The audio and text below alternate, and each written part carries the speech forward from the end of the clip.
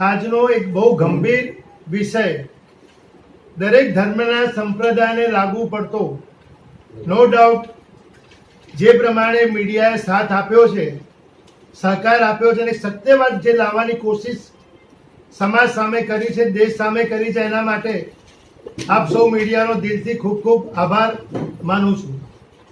મિત્રો, હકીકત એવી છે કે સાગરચંદ્ર સાગર નામના એક સાધુ, જેણે ખૂબ કોશિશ કરી કે હું સત્ય છું, એણે અલગ અલગ પ્રકારના જવાબો આપીને સંસારને, સમાજને, ધર્મને ખોટી રીતે મેસેજ આપવાની જે કોશિશ કરી છે, આજે અમે આપની સમક્ષ એક સત્ય હકીકત લઈને આવ્યા છીએ.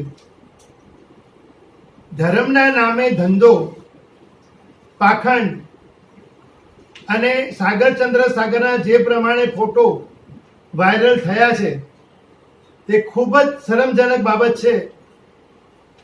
જે ટાઈપના ફોટો એમના વાયરલ થયા અને વાયરલ થયા બાદ જ્યારે એક પત્રકાર એમને પૂછ્યું કે આ ફોટાઓ જે વાયરલ થયા હકીકત શું છે, ત્યારે સાગરચંદ્ર સાગર કહે છે કે આવી કોઈ ઘટના ઘટી જ નથી, તો ફોટો ક્યાંથી આવે એનું અમને આશ્ચર્ય છે. આશ્ચર્ય તો અમને એમ લાગ્યું કે જ્યારે ફોટા આવ્યા નથી તો સાગરચંદ્ર સાગર તારે લેબમાં ફોટો ફોરેન્સિક લેબમાં એને તપાસ કરવાની જરૂર કેમ પડી? અને તપાસ કર્યા પછી એને જે રિપોર્ટ આપીને જે સાધુ વેશની અંદર જે જૂઠો પ્રચાર કર્યો, તે ખરેખર નિંદનીય છે. મિત્રો, આપની સમક્ષ આજે અમે લોકો એક એવો ફોરેન્સિક રિપોર્ટ, જ્યારે હકીકત જાણી પ્રિયાંકભાઈએ, ત્યારે પ્રિયાંકભાઈને થયું કે આમાં કંઈક ગડબડ લાગે છે. એમણે જે રિપોર્ટ કરાયો, જે ફોટા આપ્યા, રિપોર્ટ તો જરૂર આપ્યા પણ ફોટા કોઈને ના આપ્યા. આજે અમે વાસ્તવિકતા સાથે, ફોટોની સાથે સાગરચંદ્ર સાગરનો રિપોર્ટ તદ્દન ખોટો છે અને ખરેખર સત્ય હકીકત શું છે એ આજે અમે આપની સમક્ષ લઈને આવ્યા છીએ. મિત્રો, સાગરચંદ્ર સાગરે જે પ્રમાણે દુષ્કૃત્ય કર્યું છે એ ખરેખર માફીને લાયક નથી.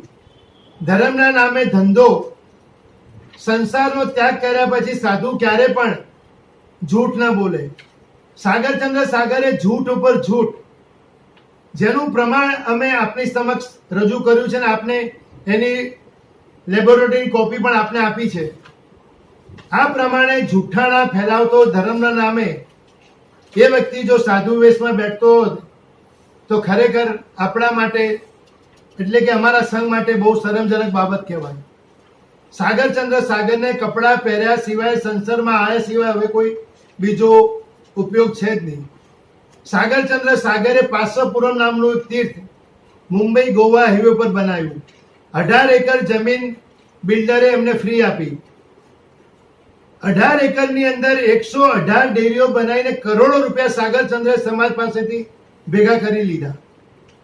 એ પાર્શ્વપુરમની અંદર પણ સાગરચંદ્રે આજે દુષ્કૃત્ય કર્યા પછી ત્યાં પણ ટ્રસ્ટીઓ એને ના પાડી કે અમે તને અહીંયા ઉતરવા નહીં દઈએ. દેશના કોઈ પણ સંઘની અંદર સાગરચંદ્રને જ્યારે ઉતરવા ન મળ્યું ત્યારે સાગરચંદ્ર સાગર પાલિતાણાની અંદર જંબુદ્વીપમાં છુપાઈને બેઠો. જંબુદ્વીપની અંદર જ્યારે અમારા સંઘના ભાઈઓ એમને મળવા ગયા કે સાહેબ તમે આ ખોટું કરો છો, ત્યારે એમણે એમના ગુરુદેવને પણ ભરમાયા અને જે સંઘ કહેવાય, 25મો તીર્થંકર કહેવાય, એમની સામે સાગરચંદ્ર સાગરે પોલીસમાં ફરિયાદ કરાવી. આ કેટલું વ્યાજબી? જ્યારે સંઘ મા બાપ કહેવાય, ભૂલ કરે તો સંઘની ફરજ છે કે એને સત્ય રસ્તો બતાવે. સાગરચંદ્ર સાગરે સાધુના નામે, ધર્મના નામે ધંધો કર્યો, કરોડો રૂપિયા ભેગા કર્યા. સાગરનો એક નાનકડો એવો પથ્થર લઈને અને સાગર પાર્શ્વનાથ ભગવાનના નામે સમાજની સામે રજૂ કરીને કરોડો રૂપિયાની ચાંદી ભેગી કરી. મિત્રો, એક પછી એક એના દુષ્કૃત્ય બહાર આવતા ગયા અને સમાજ હવે નિષ્ક્રિય સુસુપ્ત અવસ્થામાંથી જાગી ચૂક્યો છે. કારણ કે એને બોમ્બેના કોઈ પણ સંઘોની અંદર સાગરચંદ્ર સાગરને કોઈએ રાખ્યા નહીં. મારી તો આપણી ચેનલ થ્રુ દેશના તમામ ધર્મ પ્રેમીઓને અપીલ છે કે જ્યારે આવા પ્રાઇવેટ ટ્રસ્ટો અને આવા પ્રાઇવેટ મંદિરો બનતા હોય એનો સખત વિરોધ કરો. કોઈ પણ એમાં એક પણ રૂપિયો ના આપે. અને આ જે પ્રાઇવેટ તીર્થોના નામે જે પૈસા ઉઘરાવવાનું ચાલુ કર્યું છે, એ પ્રાઇવેટ તીર્થો નથી પણ અય્યાસીના અડ્ડાઓ છે. સાગરચંદ્ર સાગરે આવું એક દુષ્કૃત્ય ગોવા હાઈવે ઉપર પાસપુરમની અંદર પણ એક સાધ્વીજી સાથે આ દુષ્કૃત્ય કર્યું, એના પણ ફોટા વાયરલ થયા. સાગરચંદ્ર સાગરને જ્યારે પૂછવામાં આવ્યું કે આ ફોટા, તો કે આ ફોટા મારા છે જ નહીં, લેબનો રિપોર્ટ છે.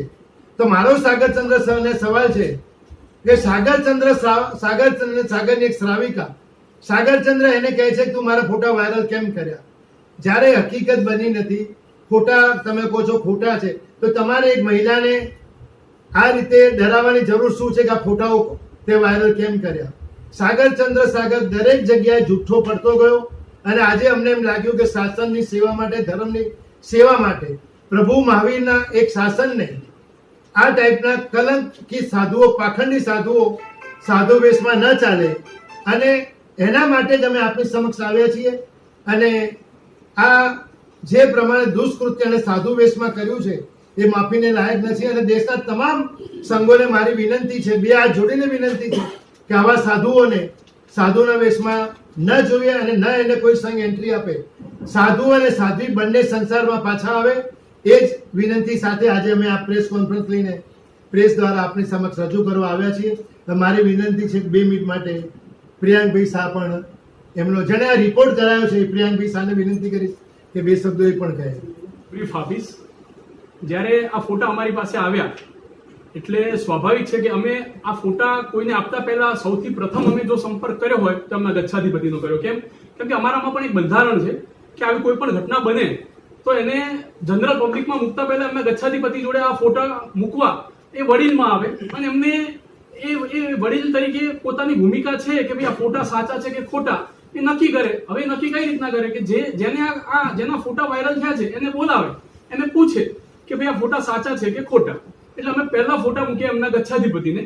પછી અમારા જૈન સમાજમાંથી ઘણા બધા લોકોએ એમના ગચ્છાધિપતિને સમય મળવા ગયા કે સાહેબ આવી ઘટના બની છે, તો હવે આ ઘટનાનું આપણા જૈન બંધારણ પ્રમાણે જે પ્રાયશ્ચિત આવે, જે સજા આવે તમે આપી દો એટલે આ મેટર ત્યાં પૂરી થાય. પણ એમના ગચ્છાધિપતિ પ્લસ બીજા આચાર્યોને અમે વારે એટલે સમજો ને કે લગભગ 5 થી 6 વાર રૂબરૂ મળવા ગયા બધા, પ્લસ ફોનથી પણ ઘણી બધી વખત વાત કરી. અને દરેક વખતે એમને એવું કીધું કે અમને થોડોક સમય આપો, અમે કંઈક એક્શન લઈશું. પણ ગમે એટલો સમય કે અમને કંઈ કર્યું નહીં. પછી અમે એકવાર પાલીતાણા ગયા અને પાલીતાણા બહુ નમ્રતાથી અમે 50 યુવાનો હતા, અમે શાંતિથી જ એમની જોડે વાત કરી છે. એટલે એમને એવું કીધું કે આ ફોટા બધા ખોટા છે. તો અમે કીધું ખોટા હોય તો તમે FIR કરો, કેમ કે જો કોઈના ચારિત્ર ઉપર જો ખોટી રીતના કોઈ લાંછન લગાવે તો સરકાર પણ અત્યારે છે ને કોઈને છોડતી નથી.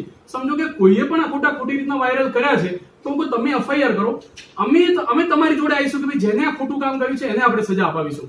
પણ એમને એવું કંઈ કર્યું નહીં.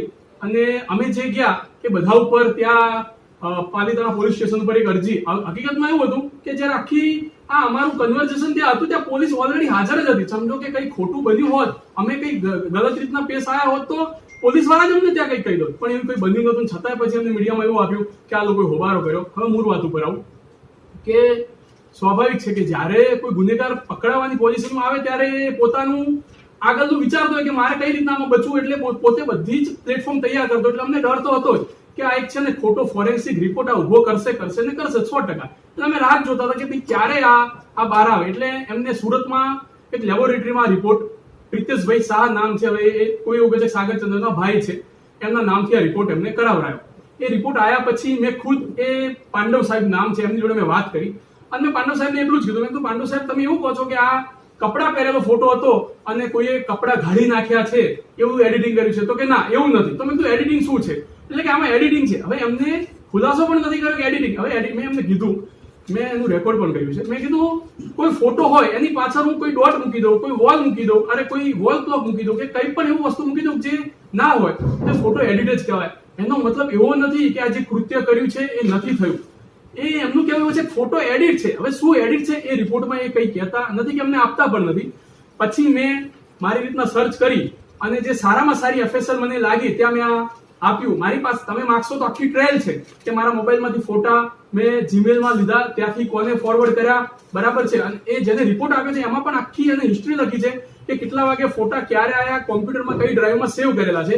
એટલે એ જ ફોટો મેં એમને આપ્યા એ જ ફોટાનું એમને એનાલિસિસ કરી અને આખો એક રિપોર્ટ એમને લગભગ 26 પેજનો રિપોર્ટ આપ્યો છે. એમાં એમને એક ફોટો એવો પણ લીધો છે કે જે ઓરિજિનલ ફોટો છે અને એનું આખું એને ડિટેલ આપી છે. આ 26 પેજના રિપોર્ટમાં બધું જ લખેલું છે કે એક પણ ફોટો એવો નથી કે જે એડિટ કરેલો છે. તમામ ફોટા સાચા છે. ઇવન FSL વાળાનો પણ કોઈને કોન્ટેક્ટ કરવો હોય તો કરી શકે છે. બરાબર છે. ઇવન FSL વાળા એમને એવું પણ કીધું છે કે તમે અમને બીજા પણ પ્રમાણ આપશો તો અમે બીજી રીતના સાયન્ટિફિક રીતના પણ આ વસ્તુને પ્રૂવ કરી આપીશું કે ભાઈ આ સાચું જ છે. બરાબર છે. એટલે એ રિપોર્ટના એમની પાસે બચવાનું એક જ સાધન હતું કે ખોટો રિપોર્ટ. એ રિપોર્ટના માધ્યમથી જૈન સમાજને ગુમરાહ કરતા હતા. બરાબર છે. હકીકતમાં તમે કોઈ રિપોર્ટ આવો પૈસા આપીને બનાવડાવી દો અને એમ કહો કે હું સાચો છું, તો તમે સાચા થતા નથી. સાચા થવા માટે તમારે સમાજની સમક્ષ આવવું પડે અને સમાજના પ્રશ્નોનો સામનો કરવો પડે. બરાબર છે. એમને ઘણા બધા પ્રશ્નો પૂછવામાં આવ્યા, એના જવાબ પણ એમને નથી આપ્યા. એટલે આજે મારી મીડિયાના માધ્યમથી તમામ ભારતભરના જૈન સંઘોને વિનંતી છે કે પ્લીઝ આવા અમારા જૈન ધર્મમાં સૌથી મોટામાં તીવ્ર કક્ષાનું પાપ હોય ને તો આ છે, જે માફીને લાયક હોતું નથી. એમાં એક જ સજા હોય છે કે ભાઈ તું સાધુ વેશ છોડી અને સંસારમાં આય અને કપડાં પહેરી લે. આ જ હોય છે. એમના ગચ્છાધિપતિ જો એમને સંસારમાં પાછા ના મૂકે તો મારી ભારતભરના જૈન સંઘોને અપીલ છે, વિનંતી છે કે આવા બની બેઠેલા સાધુને કોઈએ પણ જગ્યા આપવી નહીં. તમે જો જગ્યા આપશો અને તમારા સંઘમાં કઈ દુષ્કૃત્ય કરશે તો એના જવાબદાર પણ તમે જ રહેશો. માટે આપણી પાસે 14,000 થી વધારે સાધુ સાધ્વી છે. એમાં 99.99% બહુ જ જોરદાર છે, બહુ જ સરસ છે, બહુ ઉત્કૃષ્ટ ચારિત્ર પારે છે. એ બધાને આપણે નમન કરીએ, વંદન કરીએ, એમને ભાવથી નમીએ, એમને ભગવાન માનીએ. પણ આ ભગવાનના વેશમાં જે શૈતાન બન્યા છે એને તો ઓળખવો જ પડે અને એને કોઈ પણ હિસાબે કાં તો સંસારના કપડા પહેરાવો, એમના ગચ્છાધિપતિ ના પહેરાવે તો ભારતભરનો એક પણ સંઘ આને કોઈ પણ રીતના પ્રવેશ આપશો નહીં. મીડિયાના માધ્યમથી મારી આ વિનંતી છે. પરીક્ષ છું, અહીંયા અમદાવાદમાં રહું છું અને જૈન મહાસંઘનો ઉપપ્રમુખ છું. અમારે ત્યાં સાધુ ભગવંતોની લગભગ 3,000 જેટલી સંખ્યા છે. એમાં તપાગતના 3,000 સાધુઓમાં એક પ્રવર સમિતિ આખી બનેલી છે, જે 5 આચાર્ય ભગવંતોની સમિતિ છે. આ સમિતિની અંદર અમે જે ઇસ્યુ બન્યો એનો ઇસ્યુનો લેખિતમાં કાગળ, એના પુરાવા, ફોટાની પેનડ્રાઈવ બનાવીને બધું એમને આપેલું છે.